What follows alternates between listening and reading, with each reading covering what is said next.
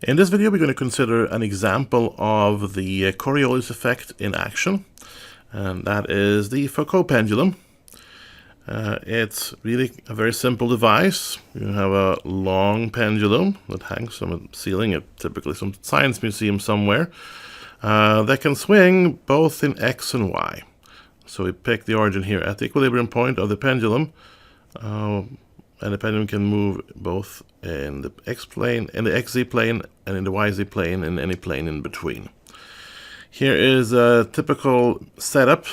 This is in a science museum in Valencia, Spain.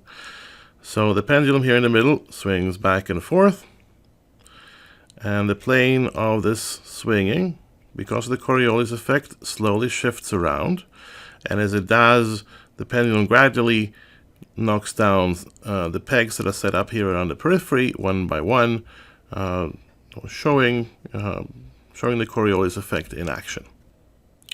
Here is an example of the Foucault pendulum in action from YouTube user Squiggle Mom. This is in the Chicago Museum of Science and Industry. I'm still waiting, getting closer.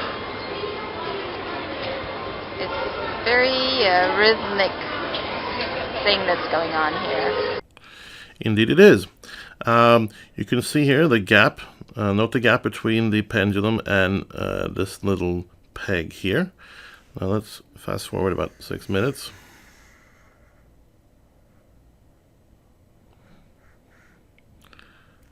And you will see now that the gap has disappeared entirely.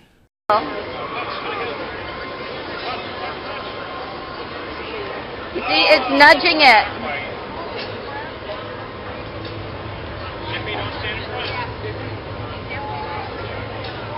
Oh! Whoa! Oh!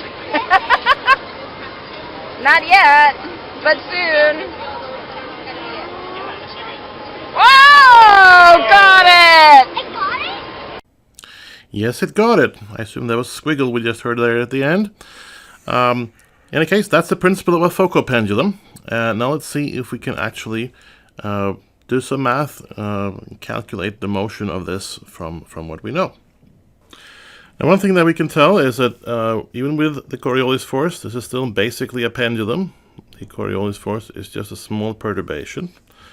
We can see that this angle beta here that the pendulum makes to the vertical, that's going to behave like in any normal pendulum, more or less. So we can say that the angle beta is going to have this form, right? With omega naught essentially equal to the square root of T over L, or at least something very close to that. The Foucault pendulums, as you can see here, they have a very long length, L here. So that means that this angle beta naught is going to be very small. So beta naught is much less than 1. Let's look at a couple other approximations that we can make here. We'll first look at the distance from the vertical to the position of the bob here. That's going to be rho, or x and y is on the order of rho. That's the distance to the vertical. That is equal to L sine beta, right? Now beta is very small, so this is a very good approximation equal to L beta, or L beta naught cosine of omega naught t, and that's much less than L. So that's one approximation that we can make. X and y are small compared to L under any circumstance, because x and y are both smaller than rho, and rho is much smaller than L. Okay, then let's look at z. That's how high the pendulum goes. That's L times 1 minus cosine of beta, and using the same kind of approximation that we just used up here for x and y, we get that the cosine can be written as 1 minus 1/2 beta squared. That means we cancel a few things here. Actually, it's equal to. And we can write that as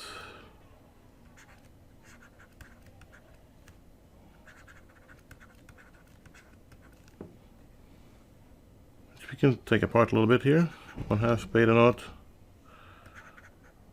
cosine of omega t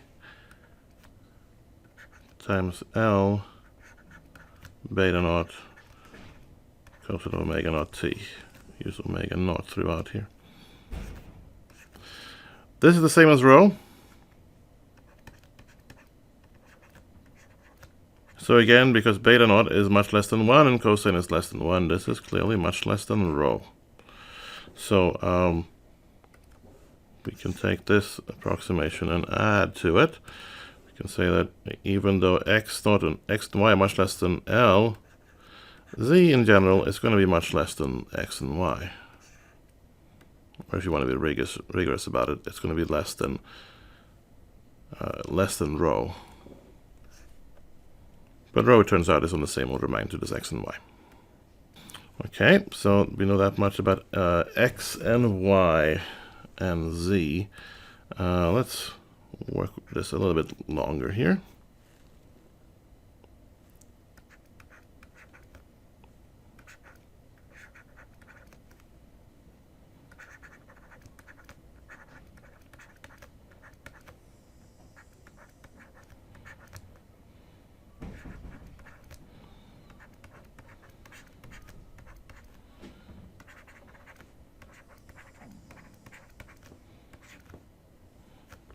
Right. Now that's those are the positions. That's what we know about the positions. Let's see if we can do some calculations starting from this about the velocities. So let's first look at rho dot. Rho dot. And again, rho is the distance. I should probably put it out here.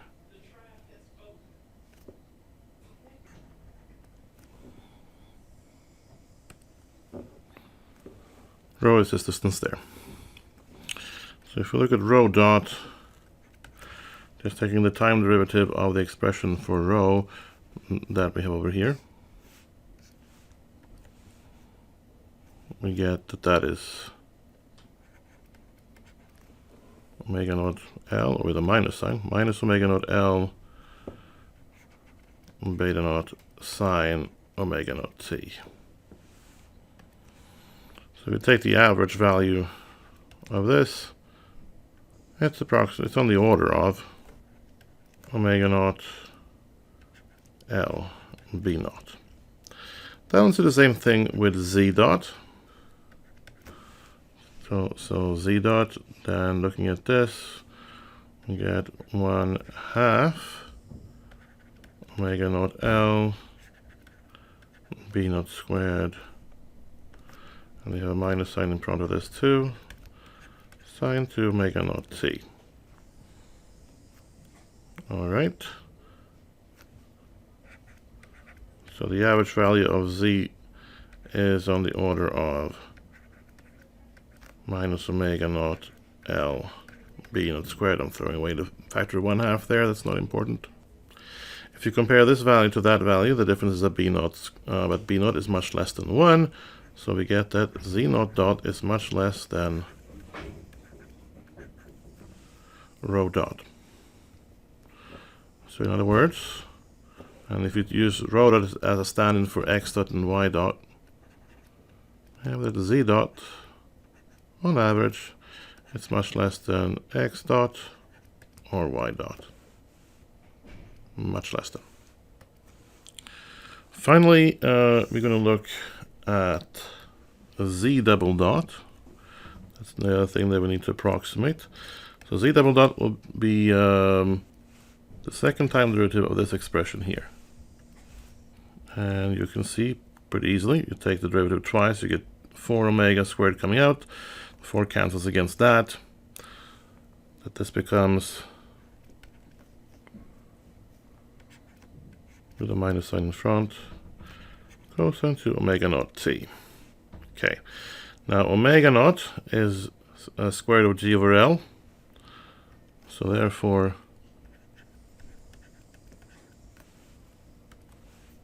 omega naught squared times L must just be equal to g.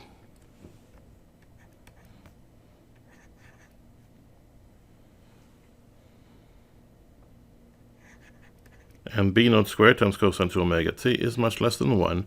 So we get that c double dot is much less than g. Another approximation we can make, that we already shown previously, is that the Coriolis force is going to also be much less than g.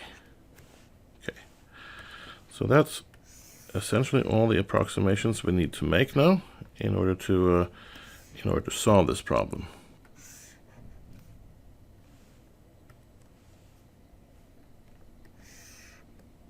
One other thing that we need to perhaps write down also is that we have a constraint here. We're not going to use it the same way we do in Lagrangian mechanics, but it's good to have it written down. We have x squared plus y squared plus L minus z, this quantity squared, equals L squared, right?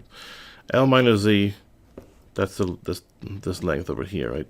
From up here to down there, that is L minus z.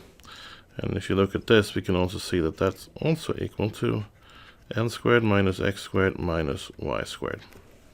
All right. Very good.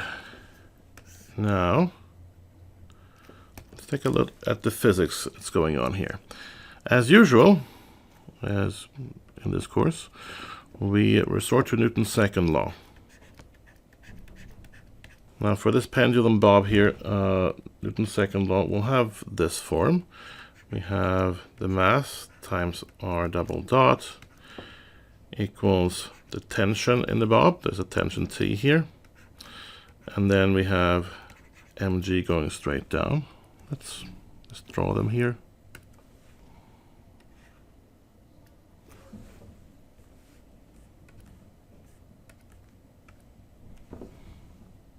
So those are those terms.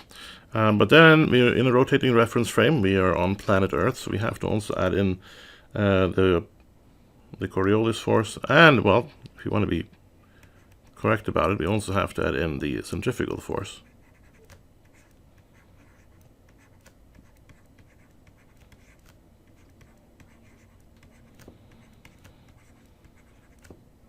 But we know we can bake these together as a single unit. So really all that we get is T minus mg. So we have an effective gravitational acceleration.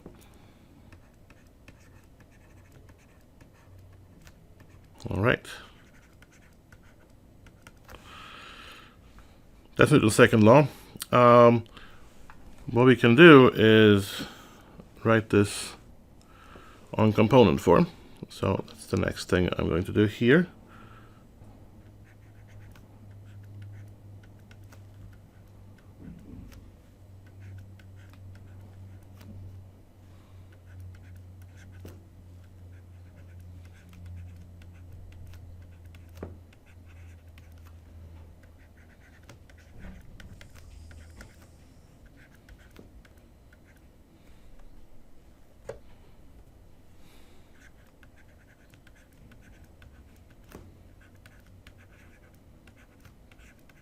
Let's see how we can work with this. First of all, we've already said here that z double dot is much smaller than g. Therefore, we can say that, to a first approximation anyway, this term can be neglected compared to that term. We can neglect that. Same thing with the Coriolis term. So we get then, in the z direction, is that the tension in the z direction in the pendulum is approximately mg. All right. We can also take a little look here at the magnitude of the tensions in the x and in the y directions. If I take the ratio, let's say, of tx over tz, that's going to be, first of all, it's going to be in this direction. So it's going to be the same as x over L minus z. Right? It's going to be this position, if that's x, divided by that one. That's going to be the ratio. Now L minus z is this length. We can also write it on this form. So this is minus x over the square root of L squared minus x squared minus y squared. But x and y are much smaller than L. So this is approximately equal to x over L. Tz is approximately equal to mg. So what that gives us is that Tx is approximately equal to minus mg times x over L. And we can do the same thing in the y direction. So it's minus mg times the y over L. Okay. Now the next thing we need to do is calculate what the Coriolis force is. Now we already did that in the last video. In the last video we had this situation here. Here's the Earth. And we had decided on a coordinate system. So that x hat is to the east, y hat is to the north, points to the north, and z hat points up. Right. So with that approximation, we know that we can write down omega, or not approximation, with that choice of coordinate system, we know that we can write down omega on this form.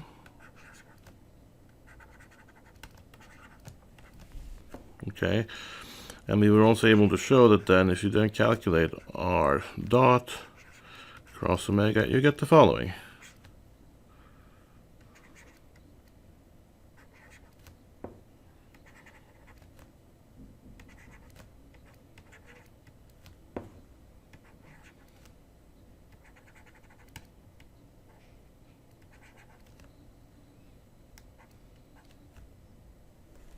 Okay, so this is the x component, the y component, and the z component. Now if we look at our approximations again up here, we can see that we said that well, z dot is going to be smaller on average than x dot or y dot. So for that reason, we can ignore z dot here compared to y dot. So this term will be negligible. All right. We're also going to be a little bit we're going to simplify things a little bit here. So instead of calling this omega sine theta, I'm just going to call this omega y, and this is going to be omega z. So this therefore is equal to y dot omega z minus x dot omega c x dot omega y.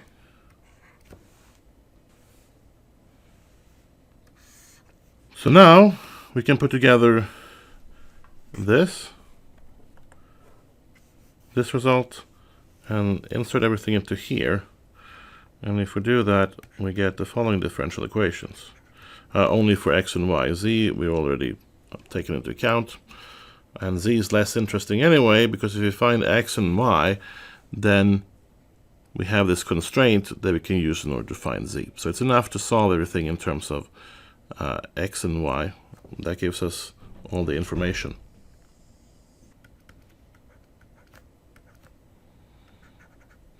So that's t of x inserted there, and then we take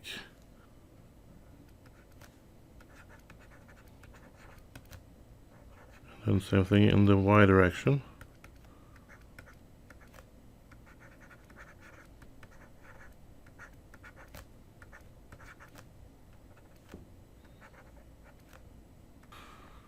You can cancel out m because every term here is proportional to m.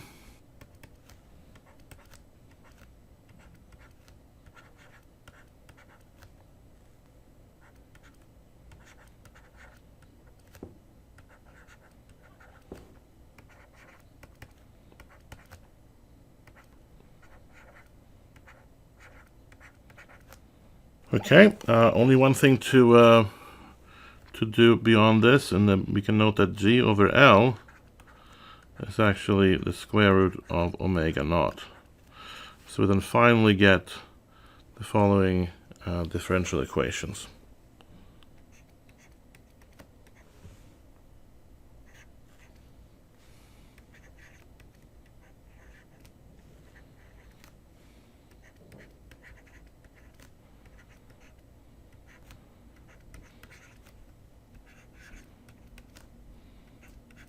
There. So these are the equations of motion for the Foucault pendulum.